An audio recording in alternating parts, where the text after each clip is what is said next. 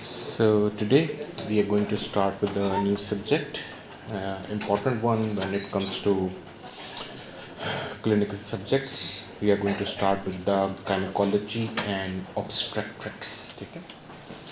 So बात आज start करते हैं with the gynecology and obstetrics. So gynaecology और ऑब्स्टेट्रिक्स से रिलेटेड आपने ये चीज़ याद रखनी है कि when it comes to gynaecology basically आपके पास it is going to deal with female genital tract pathologies. So west में गायनेकोलॉजिस्ट डिफरेंट होते हैं और ऑब्स्टेट्रिशियन जो हैं वो डिफरेंट होते हैं. ठीक है, याद रखिए अगर तो आप किसी पेल्विक पैथोलॉजी को मैनेज कर रहे हो, जैसे कोई पेल्विक कैंसर है, ओवेरियन कैंसर, यूट्राइन कैंसर, और आपके पास ट्यूमर्स हैं, फाइब्रॉइड वगैरह या एंडोमेट्रोसिस टाइप के प्रॉब्लम हैं, ठीक है, तो वो किसकी डोमेन में आते हैं? गायनेकोलॉजी की. ऑब्स्टेट्रिक्स आपने याद रखना है that basically deals with management of pregnancy and it's complications. तो क्लियर कट कंसेप्ट होना चाहिए कि आपके पास ऑब्स्टेट्रिक्स बेसिकली डील करता है मैनेजमेंट ऑफ प्रेगनेंसी, यानी कि उसमें एंटीनेटल, पेरीनेटल, पोस्टनेटल केयर आ जाती है, management of normal labour, C section वगैरह. इसके अलावा प्रेगनेंसी रिलेटेड बेपनाह कॉम्प्लिकेशंस हैं, ठीक है, जिसमें हमारे पास टॉक्सीमिया ऑफ प्रेगनेंसी, कोई आपके पास मेडिकल डिसऑर्डर इन प्रेगनेंसी है, फिर कोई मैल पोजीशन है, मैल प्रेजेंटेशन है, excessive amniotic amount of fluid है. तो प्रेगनेंसी रिलेटेड इश्यूज जो हैं वो आपके पास ऑब्स्टेट्रिक्स में डील होते हैं. ठीक है, तो दो सेगमेंट है, पहले गायनेकोलॉजी से बात स्टार्ट करेंगे और उसके बाद ऑब्स्टेट्रिक्स पे जाएंगे. जब मैं ये कहूँगा कि गायनेकोलॉजी ख़त्म हुई है तो डैट मीन्स गायनेकोलॉजी ख़त्म हुई है, ऑब्स्टेट्रिक्स अभी रहती है. दो सेगमेंट्स हैं. ठीक है, वेल जनाब, आज जिस डिस्कशन का आगाज़ करते हैं, ठीक है, वो हमारे पास जो डिस्कशन है उसमें we are going to take a look at differential diagnosis of abnormal vaginal bleeding in pregnancy. So, आज हमने जिस टॉपिक का आगाज़ करना है that is to take a look at differential diagnosis of vaginal bleeding in pregnancy. ठीक है, सो याद रखिए क्लिनिकल जब भी आप टॉपिक्स पढ़ रहे होते हैं, बड़ी दफ़ा यही हम बात करते हैं कि क्लिनिकल टॉपिक्स उसके ठीक हैं जिसके डिफरेंशियल सेट हैं. ठीक है, जिसको हेडेक के डिफरेंशियल अच्छे आते हैं, जिसको कन्फ्यूजन के डिफरेंशियल अच्छे आते हैं, जिसको एब्डोमिनल पेन के, चेस्ट पेन के. और बिल्कुल इसी तरीके से जब क्वेश्चन आपके सामने रखा जा रहा हो कि जी female has presented with per vaginal bleeding during pregnancy, तो आपने उसको कैसे जो है, किस अप्रोच से जो है वो फिगर आउट करना है. ठीक है, सो अप्रोच हमें ये कहती है कि जब भी कोई फीमेल आपके पास जो है वो परवजाइनल ब्लीडिंग जो है वो लेकर आए प्रेगनेंसी में, तो सबसे इम्पॉर्टेंट चीज़ है जस्ट लुक एट टाइमिंग. क्या अभी ये bleeding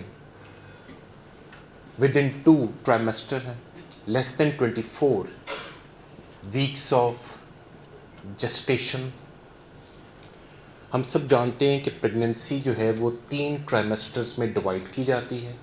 each trimester is of 12 weeks. ठीक है, तो आपने ये देखना है कि क्या वो आपसे पहले 24 हफ्तों के अंदर अंदर बात कर रहे हैं. ठीक है, पहले 24 हफ्ते मीन 8 वीक पे, 10th वीक पे, 14th वीक पे अगर परवजाइनल ब्लीड का क्वेश्चन सामने आए तो आप समझ लीजिए कि you are dealing with a case of early pregnancy bleeding. आप कहोगे कि सर आपने अभी कहा था कि हम गायनेकोलॉजी स्टार्ट करेंगे और आपने बातें जो है वो प्रेगनेंसी ही करनी शुरू कर दी हैं. ठीक है, उसमें आपने याद रखना है कि ये जो डिफरेंशियल हैं अर्ली प्रेगनेंसी ब्लीड के, ठीक है, ये आपके पास they are part and parcel of gynaecology. क्योंकि 24 वीक से पहले पहले जितने भी प्रॉब्लम्स आ रहे होते हैं प्रेगनेंसी में वो गायनेकोलॉजी की डोमेन के अंदर है, इनको भी देखते हैं, ठीक है। फिर आपके सामने अगर वजाइनल ब्लीड हो इन प्रेगनेंसी और जो टाइम पीरियड है वो आपको ये कह रहे हों कि 3rd ट्राइमेस्टर है, यानी कि आफ्टर 24 वीक्स ऑफ जेस्टेशन से लेकर अप टू चाइल्ड बर्थ, अगर तो आपके पास ये टाइम पीरियड है तो इस टाइम पीरियड में अगर जो ब्लीड हो रहा होता है, ठीक है, वो फेमसली जाना जाता है with the name of antepartum haemorrhage. उसको आप नाम देते हो as antepartum haemorrhage, APH, ठीक है। और आपके पास साफ सी बात है कि अगर चाइल्ड बर्थ के बाद ब्लीड हो रहा हो तो आप सब जानते हो कि उसको नाम दिया जाता है एज PPH और पोस्टपार्टम हेमरेज। तो सबसे पहले तो आपके सामने कोई भी क्वेश्चन रखा जाए, आपको पता हो कि आपकी अप्रोच यहाँ पर सेट होनी चाहिए। सबसे पहले तो आपने टाइमिंग देखनी है कि प्रेगनेंसी में किस टाइम पे ब्लीड हो रहा है, पहले 2 ट्राइमेस्टर के अंदर, 3rd ट्राइमेस्टर के अंदर, या फिर वो आपको ये कह रहे हैं कि after child birth up to 42 days और 6 वीक्स। हम सब जानते हैं कि बच्चे की पैदाइश के बाद 42 दिन तक या 6 वीक्स तक जो टाइम इंटरवल होता है उसे परप्यूरियम बोला जाता है, और इस टाइम पीरियड के अंदर तमाम फिजियोलॉजिकल चेंजेस जो प्रेगनेंसी में किसी फीमेल में आती हैं वो सेटल हो रही होती हैं। तो आपके पास अगर तो आफ्टर चाइल्ड बर्थ है तो आपने याद रखना है that is the famous postpartum haemorrhage. आज इस टॉपिक का जो है वो आगाज़ हमने इसलिए किया है कि यहीं पे हमारे पास अगर हम एग्ज़ाम स्मार्ट रहें तो वो तमाम टॉपिक्स हैं जो कि जिन पे सबसे ज़्यादा एग्ज़ाम में क्वेश्चंस आते हैं। नो डाउट अगर ऑब्स्ट्रक्टिक्स में से एक क्वेश्चन किसी एग्जामिनर ने बनाना होगा तो वो किस टॉपिक के ऊपर होगा, that is postpartum haemorrhage. We all know PPH is the leading cause of maternal mortality worldwide, ठीक है, पढ़ेंगे जब ऑब्स्ट्रक्टिक्स में जाएंगे। बहरहाल एक तो ज़रा अप्रोच सेट कर लेते हैं और फिर जो गायनेकोलॉजी की डोमेन में चीज़ें आती हैं आज उनको ज़रा हमने डिस्कस करना शुरू करना है, that is a differential of early pregnancy bleed. अब आपके सामने क्वेश्चन रखा जा रहा है कि प्रेगनेंसी है और आपके पास within first 24 weeks of pregnancy normal vaginal bleeding जो है वो स्टार्ट हो चुकी है। तो पर वजाइनल ब्लीडिंग इन प्रेगनेंसी हो 24 हफ्तों से कम, तो आगे हमारी जो अप्रोच है वो ये कहती है कि ये देखिए कि क्या ये जो अर्ली प्रेगनेंसी ब्लीड है, क्या इसके साथ patient is having abdominal pain, या आपके पास यहाँ पर कंप्लेंट है कि इसकी एक्यूट एब्डोमेन की। एक्यूट एब्डोमेन बड़ी दफ़ा जिक्र आता रहता है, अलहदा से डेफिनेशन लिख भी लीजिए। How we define acute abdomen?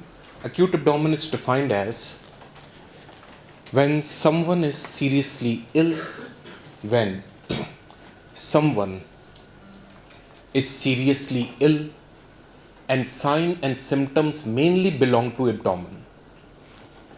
When someone is seriously ill and sign and symptoms mainly belong to abdomen, जब कोई शदीद बीमार हो और ज़्यादातर सिम्टम्स कहाँ से ताल्लुक़ रखते हों, एब्डोमेन से, ठीक है।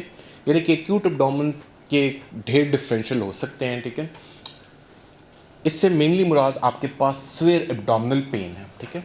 बहरहाल प्रेगनेंसी में अगर आपके पास परवजाइनल ब्लीड हो 24 हफ्तों से कम और साथ में एक्यूट एब्डोमेन या स्वेयर एब्डोमिनल पेन हो, तो याद रखिए यहाँ पर जो टॉप डिफरेंशियल आपके दिलो दिमाग में आना चाहिए, अगर गायनेकोलॉजी में से किसी एग्जामिनर ने एक क्वेश्चन बनाना हो तो वो आपके पास जिस टॉपिक से होता है that is the leading gynaecological emergency world wide which is famously known as ectopic pregnancy. आज की हमारी प्राइम डिस्कशन भी एक टॉपिक के ऊपर है, ठीक है।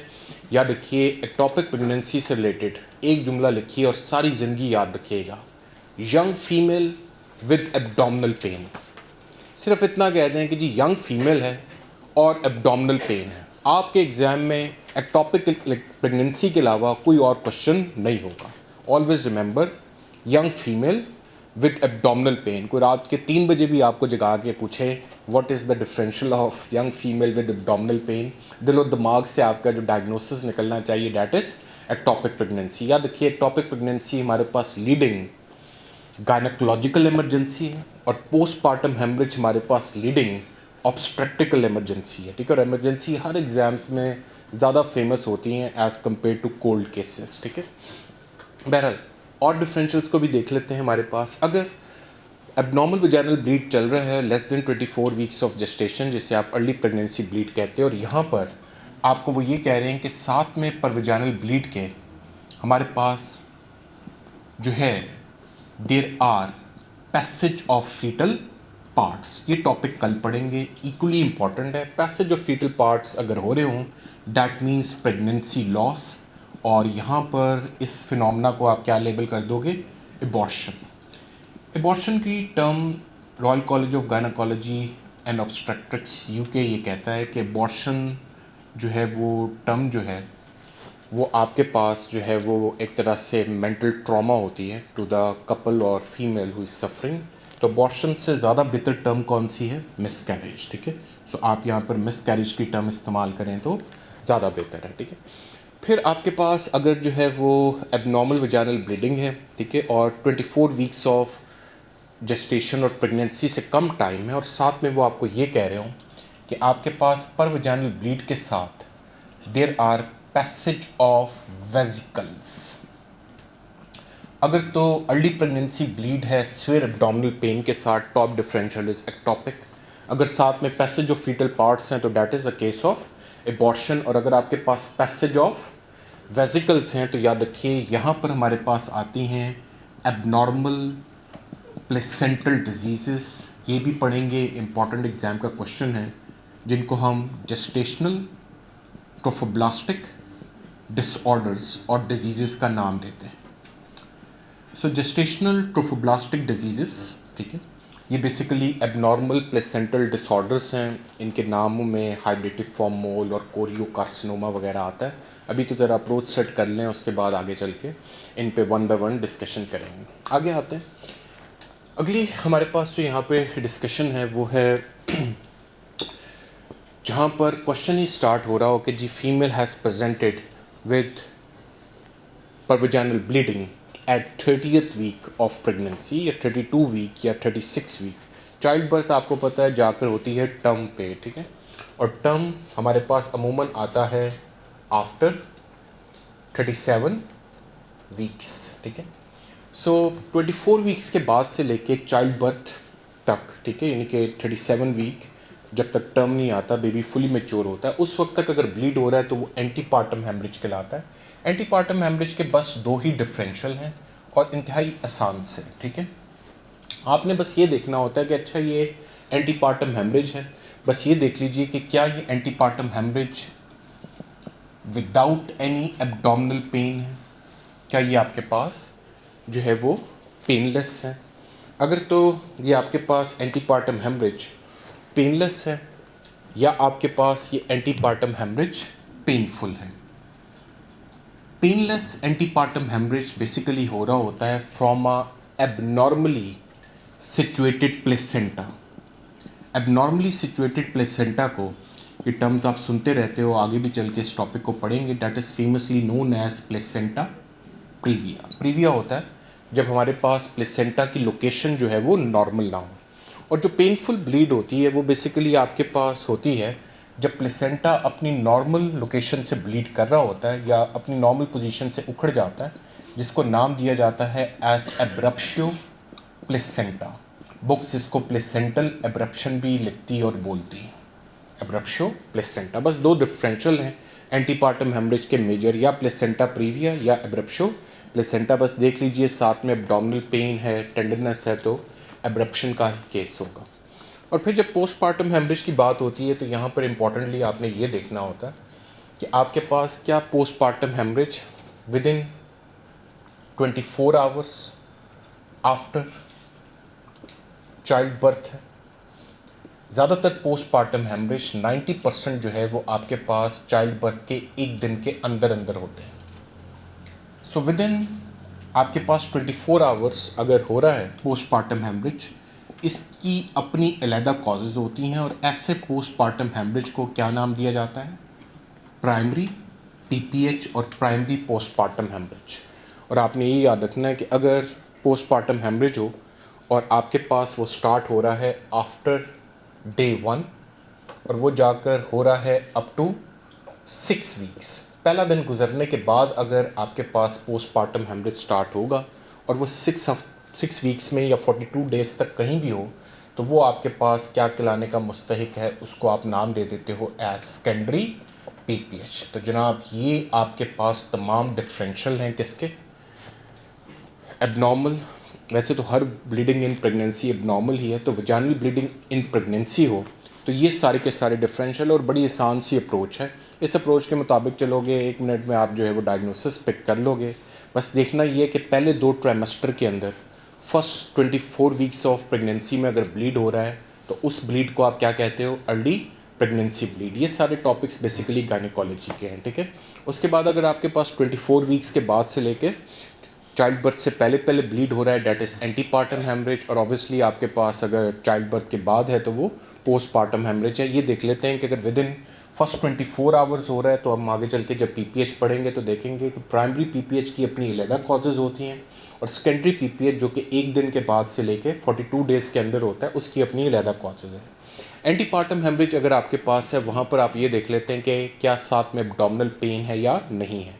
अगर तो आपके पास एब्डोमिनल पेन नहीं है तो आपके पास ब्लीड कर रहा है एक एबनॉर्मली सिचुएटेड प्लेसेंटा जिससे प्लेसेंटा प्रीविया बोला जाता है, और अदरवाइज़ आपके पास अगर पेन है तो डेट इज़ एब्रप्शो प्लेसेंटा। फिर आपके पास जो याद रखिए कि ये जो तीनों डिफरेंशियल हैं अर्ली प्रेगनेंसी ब्लीड के, इनके आपको ढेर क्वेश्चन जो है वो हर एग्ज़ाम में मिलेंगे, ठीक है। बहरहाल आपने जहाँ पर ये देखा कि less than 24 weeks of gestation है और आपके पास वजाइनल ब्लीडिंग है प्रेगनेंसी में, तो बस ये देख लीजिए कि साथ में अगर एब्डोमिनल पेन है that's the case of ectopic. वैसे भी young female with abdominal pain के साथ एक्टॉपिक ही आपने कंसिडर करना है। अगर साथ में पैसेज ऑफ फीटल पार्ट्स हैं तो दैट इज़ अबॉर्शंस और मिसकैरेजेस, और अगर आपके पास पैसेज ऑफ वेजिकल्स हैं तो वो एबनॉर्मल प्लेसेंटल डिजीज़ हो जाती हैं जिन्हें जेस्टेशनल ट्रोफोब्लास्टिक डिसऑर्डर्स या डिजीज़ बोला जाता है। बहरहाल ये तो जनाब अप्रोच हो गई। अप्रोच ठीक होगी तो हम जो है वो तमाम डिफरेंशियल्स जो वजाइनल ब्लीडिंग इन प्रेगनेंसी के हैं उनको इजीली फिगर आउट एग्जाम में कर लेंगे। अब आते हैं जनाब आज की जो हमारी प्राइम डिस्कशन है that is on ectopic pregnancy.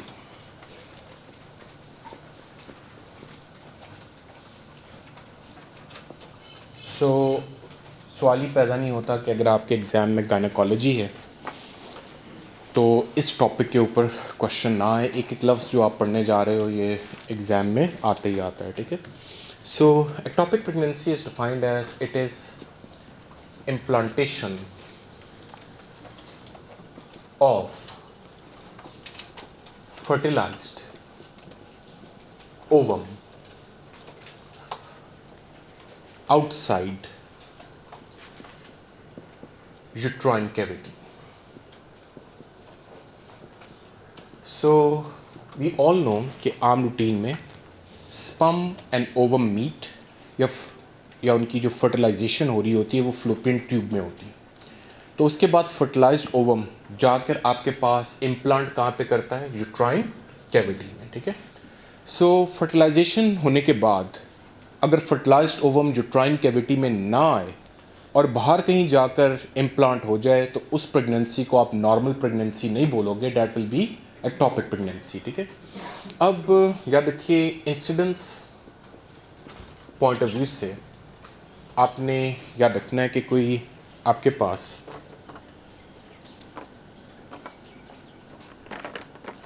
Her 1000 pregnancies में हमारे पास when it comes to ectopic तो तकरीबन जो है वो 1.1 प्रेगनेंसीज़ इससे अफेक्ट हो जाती हैं। कोई 1000 में से जो है वो एक प्रेगनेंसी इससे आपको अफेक्टेड दिखाई देती। फिर ओवरऑल चूँकि ये एक एमरजेंसी है तो it is responsible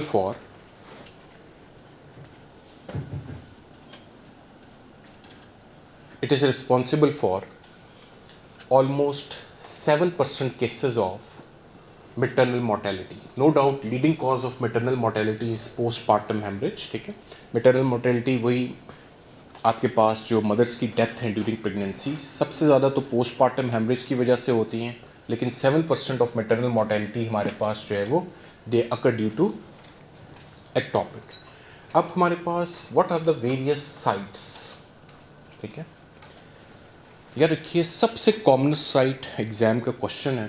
ठीक है, वो आपने याद रखना है कि जहाँ पर आपके पास फर्टिलाइजेशन होती है वहीं पे फर्टिलाइज्ड ओवम ठहर जाता है.